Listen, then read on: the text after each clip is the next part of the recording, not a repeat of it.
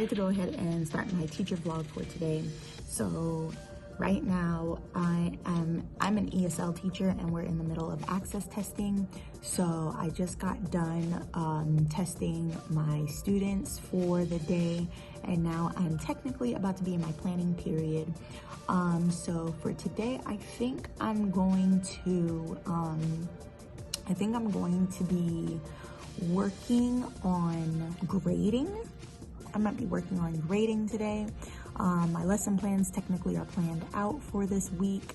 My lessons are planned out for the next 2 weeks. So I'm pretty much okay in that regard, but grading is my weakness. So I have to catch up on that.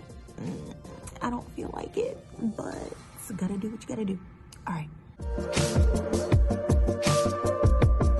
So we basically use Canvas to put work, to give the students their work and everything. I hate it. Can I just say? Okay, I don't like Canvas, but okay, just want to be honest. I don't like Canvas, but that's what we have to use. They took away Google Classroom from us. They took away all access to Google Classroom from us. So we have no choice but to use Canvas.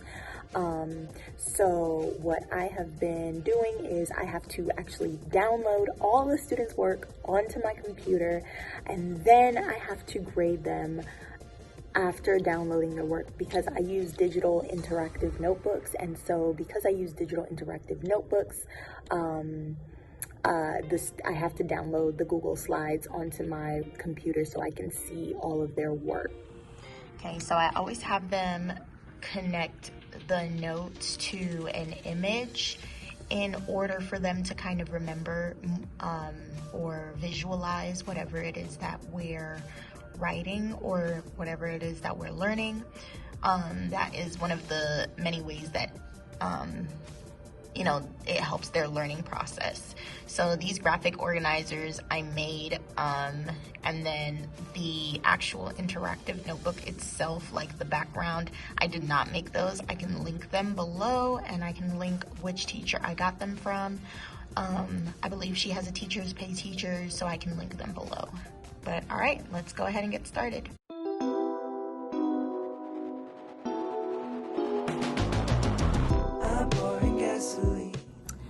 Okay, so I have just finished grading all of Unit 1 for my 3rd period. So I have 4 periods in well, technically I have 3 periods in total. First period, that is my writing class, and then I have 2 world history classes. So my 3rd period, one of my world history classes, I just completed grading all of Unit 1. And yes, so I'm pretty excited. I felt pretty productive. It's been a while. I think coming back to school since the pandemic happened, it's just put me in such a rut, y'all. Like, but I'm okay. So I feel pretty good that I got something done. And then now I'm going to get started on just choosing some assignments for my students to do. I have a week off in March that I've taken off in March. So I'm going to go ahead and just get started on getting their assignments ready and their assignments together for that week in March. All right, let's get to it. For somebody who hates change, I sure love checking the time. I feel like ending the world would be a victimless crime. For somebody who hates change, I sure love changing my mind. Gasoline and fire started in me. No one can cancel me, I'm swaying alone. Okay, so let me show you all how I color code my planner. So I go by units, and I try to measure out my units by weeks. So I usually give myself 3 weeks per unit.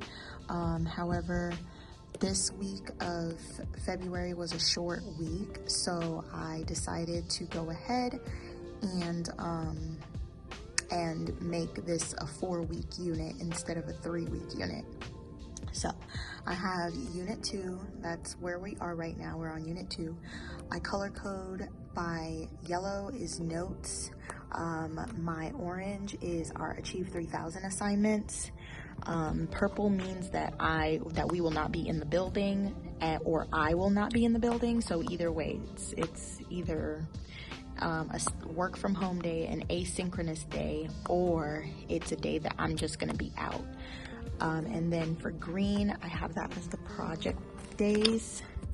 So I usually leave a week for our project, and then I give them the whole weekend to do a reflection, and I make it due by Monday of the next week. This is the week that I'm not gonna be in class, but I'm not gonna be in school, and then I'm starting unit 3 on the 14th of March. So that's basically how I organize it. I try to go month by month, because if I do it longer than that, like if I go ahead and just map out the whole semester, something's gonna change. As a teacher, we all know things change. So I just go ahead and I focus on just doing it month by month. So I just have a month planned out in advance, and I know what we're supposed to be doing on what days. I already have my lesson plans planned out. So yes, and then I have here I just list what I'm supposed to be grading for that week. So for this week, I'm putting in a participation grade and an Achieve 3000 grade. For this week, another participation grade and Achieve 3000 grade. And then for this week, they're doing their notes and Achieve 3000. I grade their notes as a huge classwork grade, mainly because it's an interactive notebook. So I just grade it all together, and I do it like that. But certain things like their vocabulary, I include all of that in participation grade. So vocabulary assignments, any flip grid assignments, things like that, I'll include it in the participation grade. And then for this week, so I will be grading during the weekend. I'll be grading, or either during the weekend or during the next week, I'll be grading their project and their reflection for the unit, and then I start my next unit. So this is basically just how I plan it out, and I color code everything. I keep it simple. During this week when I'm not going to be here, I'm going to be assigning them Achieve 3000 so that they can just work on that while they're in class. And I like Achieve 3000 because Achieve 3000 allows you to choose articles that is based off of history, social studies, and I teach English to speakers of other languages, but I also teach social studies at the same time. Like yeah. So I like Achieve 3000 because it helps them to increase their reading skills and their Lexile scores while also staying on content or within the content of social studies and world history. So yeah. Okay, so I'm really excited, and I wanted to mention something that I'm doing in my class. So if you are a world history teacher, I suggest, and you have a little bit extra time in your classes, I suggest using The Alchemist as basically a companion reading to when you get to the unit on European exploration, or even when you get to the unit on African civilizations and Middle Ages and Spain and whatnot. I definitely suggest using that as a companion read in your lessons because I think they match up very well. I've been doing that with my students this semester. I've been reading, so we're reading The Alchemist, and we just started the unit on Middle Ages and classical civilizations. We started the unit, we talked about Mansa Musa, we talked about Mansa Musa, we talked about the Mongols, and now we're getting into, the unit on Marco Polo. After that, the next unit. And so it's gonna be a really, really good companion read to have during these 2 units, because the information in the units connects so well with the setting of The Alchemist. And also it's just a really inspirational book. So in my 3rd period class, we've been reading it as a companion read. I kind of only like to do it with the classes that are really highly interested. If a class isn't interested in the book whatsoever, then I don't usually waste the time. But my 3rd period is actually really interested in it, and they're like engrossed in the book. So I definitely would suggest using that as a companion read to those 2 units. Okay, so today I ordered lunch. I went ahead and got Uber Eats. I usually don't do that because it's expensive. But I ordered lunch from one of my favorite vegan spots, and I have a nice little smoothie, so I'm pretty excited. But the kids are about to come in for 3rd period, and then we have our advisement period, which is like 25 minutes actually. We're gonna read. That's when I actually read with them. So we're gonna read, and then they're gonna go to lunch, and then we get to eat. Yay. Alexis, can you get back to your seat, please? Alexis, I want you to chill in your seat. You can chill, but you can chill in your seat. No, you look good over here. You can chill in your seat, though. Are you always on? I'm not always on you. It's just a matter of... Carlos, go back. I'm not about to sit here and treat you special and everybody else gets to sit in their seat. Carlos goes in the bed. And I tell him what? What do I tell y'all? Come to your seat. Okay. And can you turn down your music, please? Because I would like to hear myself as I read. The boy thought back to that conversation with his father and felt happy. He had already seen many castles and met many women. Okay, so it's the end of the day. Literally, by the time you get off of work, it's like, ugh. But anyway, okay, so I have an IEP meeting to go to.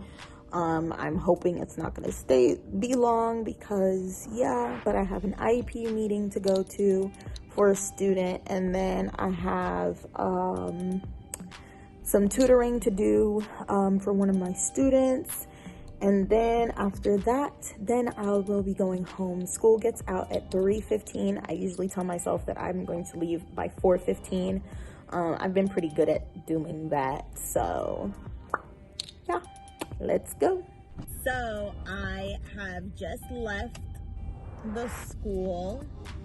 It is 3:55. Oh my gosh. I'm super proud of myself. I left the school early.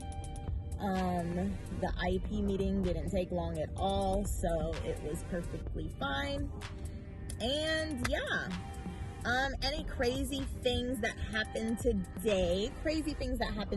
Well, a student said that he was going to call his mother because I told him that he couldn't go to the bathroom. I told him he couldn't go to the bathroom during class. He has to go before class, and I've told my students this plenty of times. But he said he was gonna call his mom because I didn't let him go to the bathroom. And I'm like, okay, kid, call her.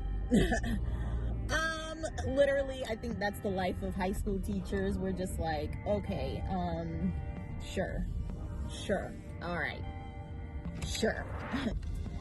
Yeah, I think maybe my first year of teaching, I might have been like, oh my gosh, what if that's true? What if he can call his mom and tell his mom that, you know, I didn't let him go to the bathroom? Like, is that illegal?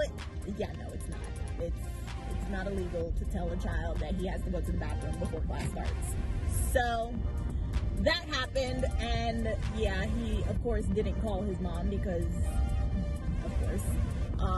So yeah, other than that, it was a pretty chill day. It was a pretty calm day. Yeah, I got some grades done. I cleaned up my room a little bit, and it was a pretty productive day. By fourth period, I was very tired. But yes, other than that, nothing extravagant really happened. I'm headed home. I'm going to probably see if I can get a workout in, and yeah.